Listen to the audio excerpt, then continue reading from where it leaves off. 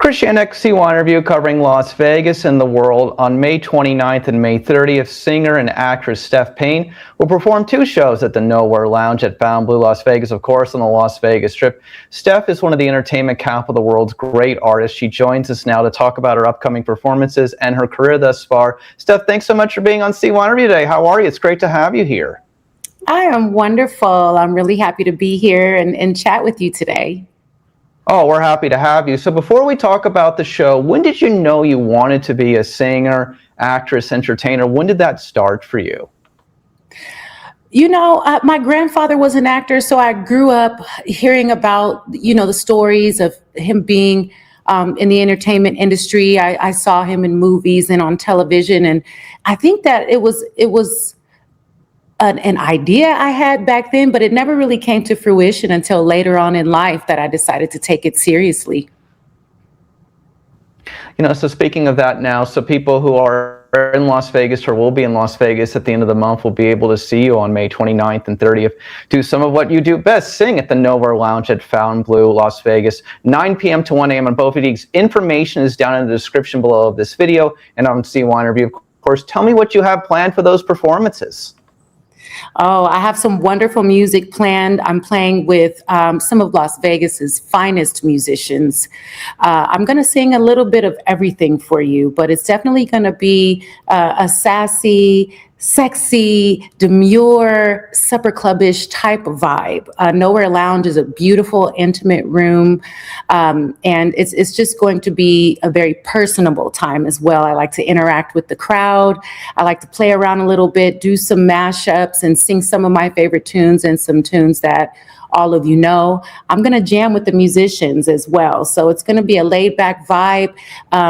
It's going to be upbeat enough for you to enjoy and dance if you like, but it's also going to be where you can have your conversations as well and sit back and relax if that's what you want to do. Sounds like a variety of everything. But, speaking of music, is there any genre of music you enjoy singing more than any other? I get asked, that's a great question, I get asked that a lot. I also get asked, what's my favorite genre? Who's my favorite artist? And for me, when it comes to music, music is a universal frequency. So it's whatever I feel like that day, that hour, that moment. I don't have a favorite on any given day. So today I'm feeling smooth jazz. I've been listening to smooth jazz all day. Tomorrow I may feel like R&B. But as far as performing, I'm a fusion artist. So I mix all these genres together. Sounds interesting and sounds like a show worth seeing, of course. So again, link will be down in the description below where you can see Steph Payne on May 29th and 30th at the Nowhere Lounge at Fontainebleau. So let's move away from singing for a moment. Last year, part of an off-Broadway production, Lord Nils, Seven Deadly Sins. I'm going to guess being in that show reaffirmed a belief in yourself that there is no limit to what you can achieve, I imagine, right? Absolutely. It was a milestone for me, Chris. And reason being, like I mentioned earlier, my grandfather was an actor. I'm more of a vocalist and I am a stage performer, and I have acting in my blood. I like to act during my sets and project and tease the crowd and do things that, would be considered acting. But I never had a serious acting job before I started doing theater. I did Follies here in Las Vegas, which was a great experience. And then I went right into a lead role in Lord Nils, Seven Deadly Sins, where I got to play a villain and I got to, be evil, so to speak, even though I'm not really an evil person. But it showed me what I had inside of me. It showed me that I could do it. It showed me definitely that other facet of who I am. And it was a wonderful, wonderful experience. So what did you learn about yourself as an actress?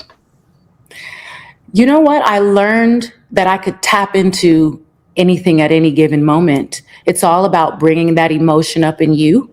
And I learned that tapping into experiences that I've had in life and using those to project the character is a very valuable skill in acting, because on one day you may not feel like acting. You may not feel like you have it that day. But if you tap into a certain time or a certain experience in your life that brought up a certain emotion, that can definitely help you get into character. So that's a very valuable thing I learned.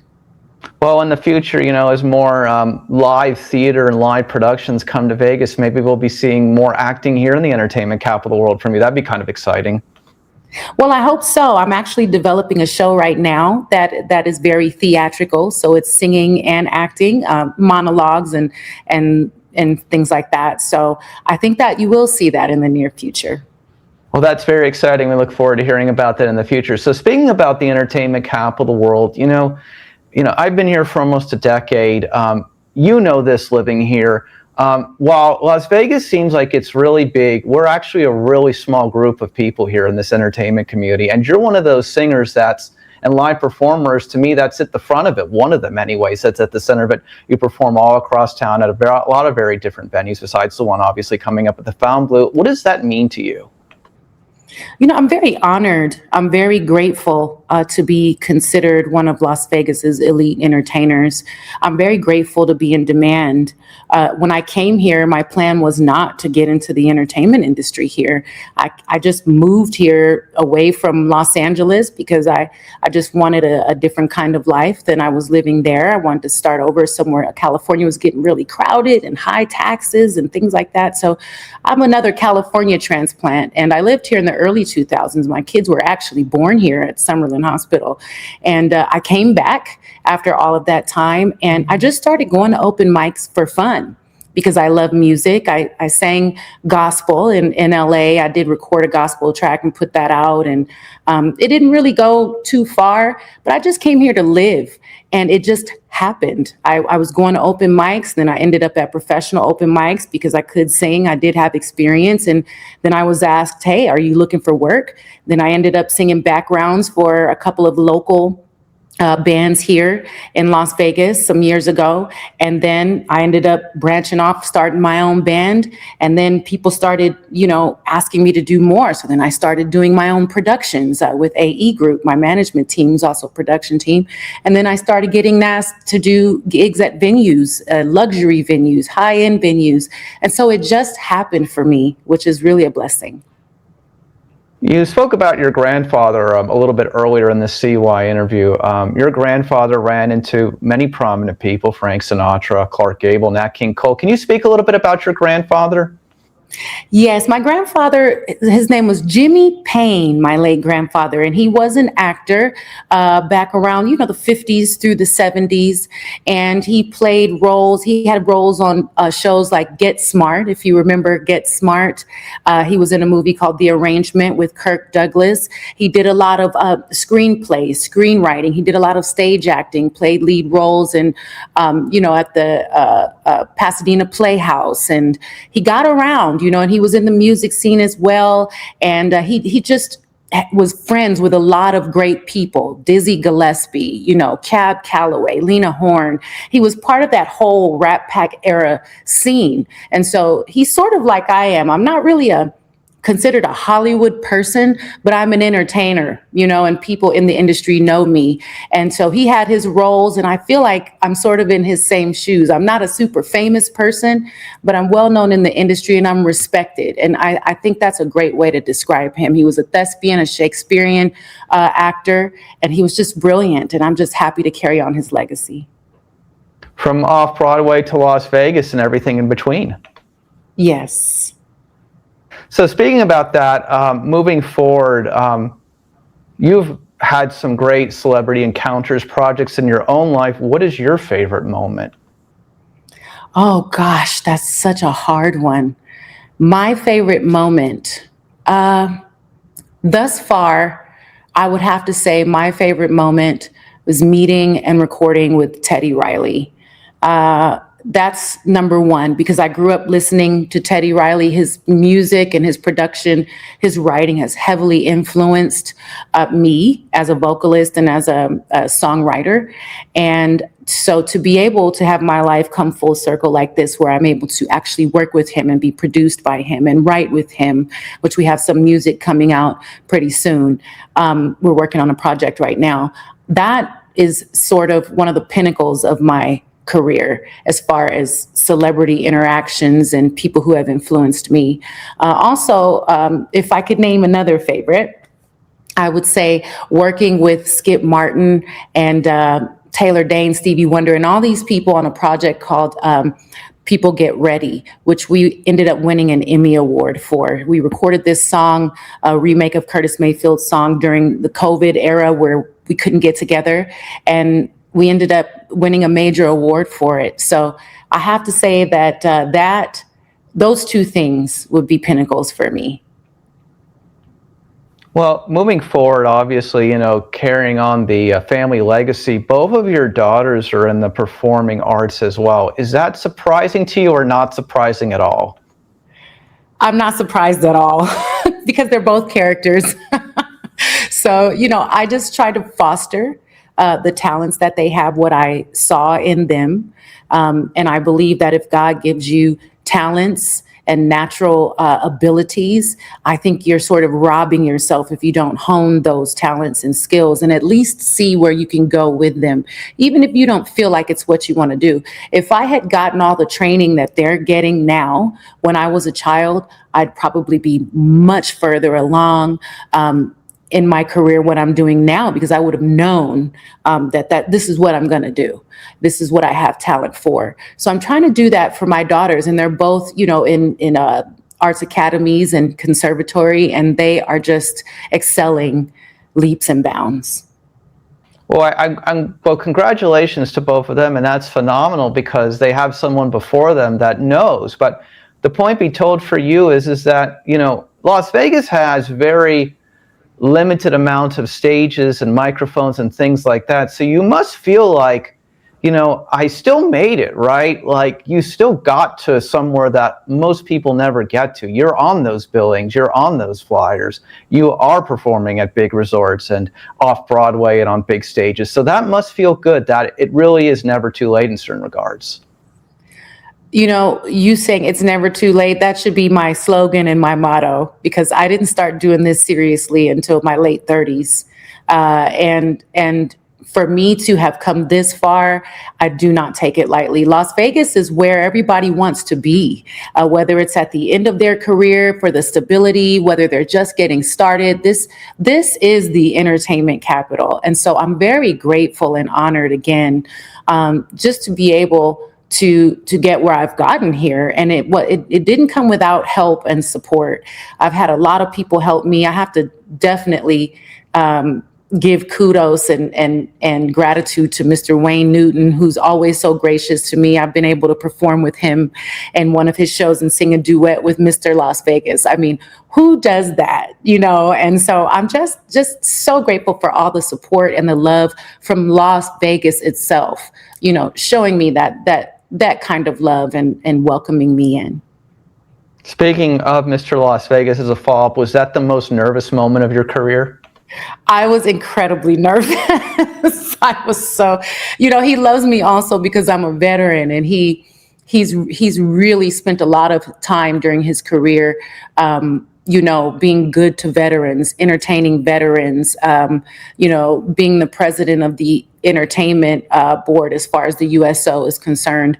And so I think he took a liking to me for that, for my service as well.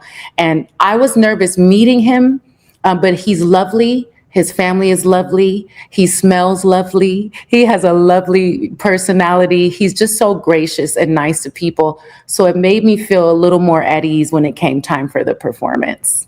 Oh, absolutely. It's been a while since I've seen Wayne, but absolutely a nice and gracious person. I would absolutely say that. Absolutely 100%.